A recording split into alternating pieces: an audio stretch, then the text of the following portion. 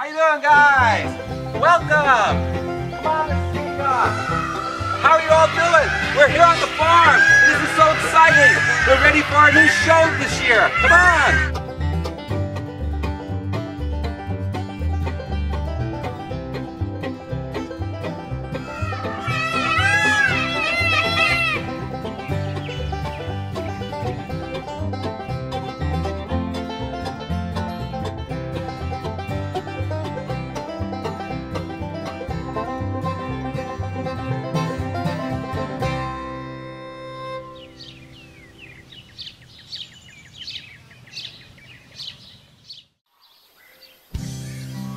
Welcome to Mr. Peacock and Friends. I wonder what Mr. Peacock will be doing today. Let's find out. First I have to find him. Do you know where he is? Mr. Peacock, oh Mr. Peacock. I'm here. Oh, there you are, Mr. Peacock. We're all wondering what you're going to be doing today. Today I'm going to be doing a lot of work on the peacock farm. Something very dangerous happened to this very barn that I'm standing in. You mean that tornado? Yes, the tornado, and it was classified as an EF-2 with 135-mile-an-hour winds and perhaps even more than that.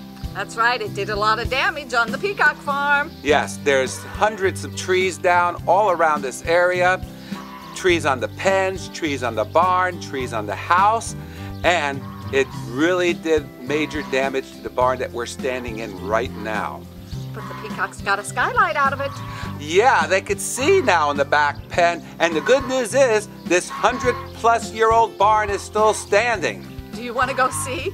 Yes, I think we'll show them everything that happened on that day of the tornado. Okay, let's go. Come on.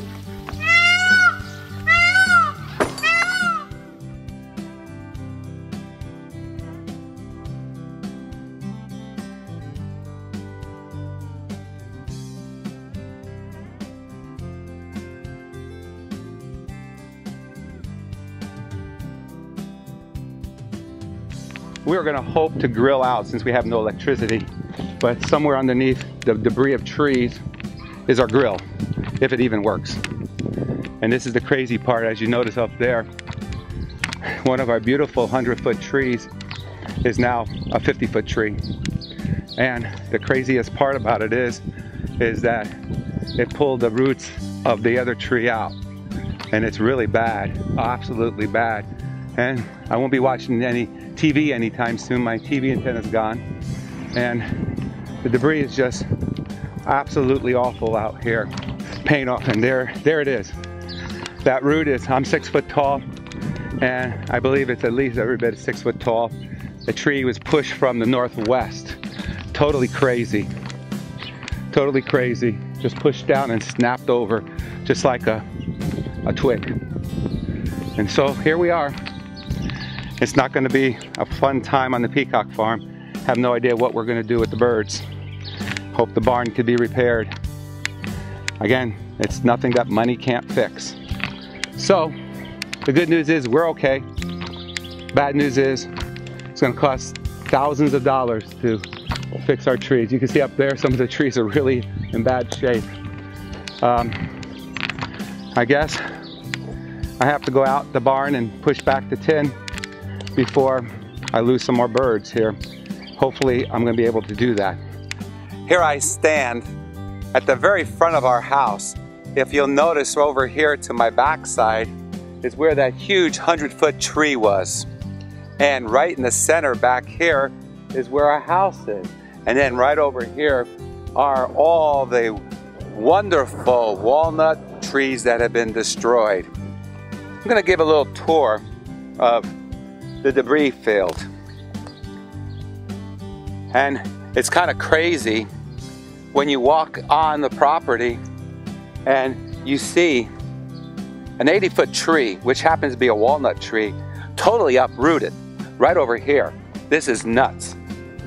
And now, after getting the weather report from the National Weather Service, that a root ball like this would be uprooted by a tornado that was an F-2 with 135-mile-an-hour winds.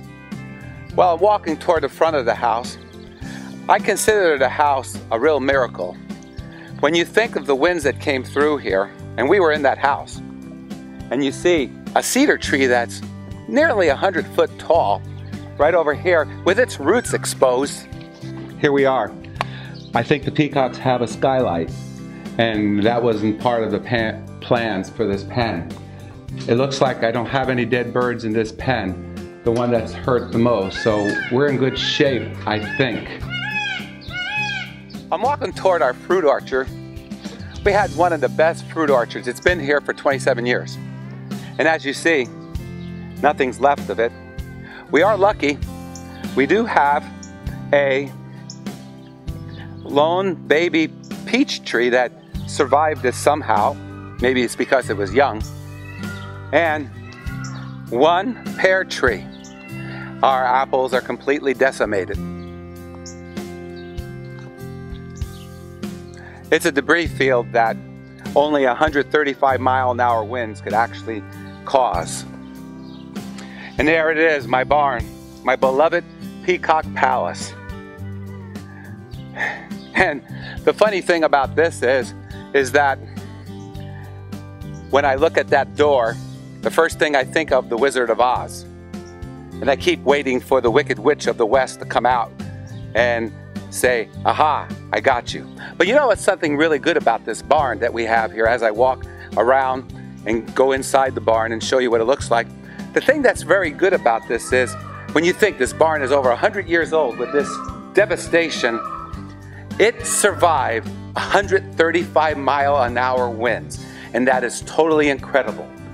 It is something else like I've never seen before. And since it's over a 100-year-old barn, we're going to do everything in our power to save this barn because it's a beautiful barn. It may be a little tattered, but the new buildings that they built this year are all down. Now you've seen the kind of damage that a tornado can do, and especially to our peacock barn. Didn't it look just terrible? You know, you never really realize how bad it is until you're actually there in person. Unfortunately, the videos do not do justice to the actual damage that you saw. Yeah, that's right. It's hard to believe when you look outside and see all this damage that we were actually in the middle of it. Yeah, 135-mile-an-hour winds were really crazy to be around.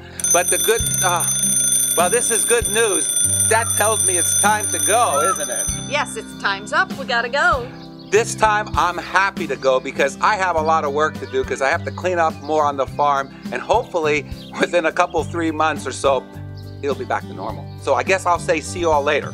That's right. Next time on Mr. Peacock and Friends, we'll see what's happening on the Peacock farm. Right, Mr. Peacock? He's gone again. He must be off on another adventure. So until next time on Mr. Peacock and Friends, I'll see you later. Mr. Peacock? Mr. Peacock! Mr. Peacock!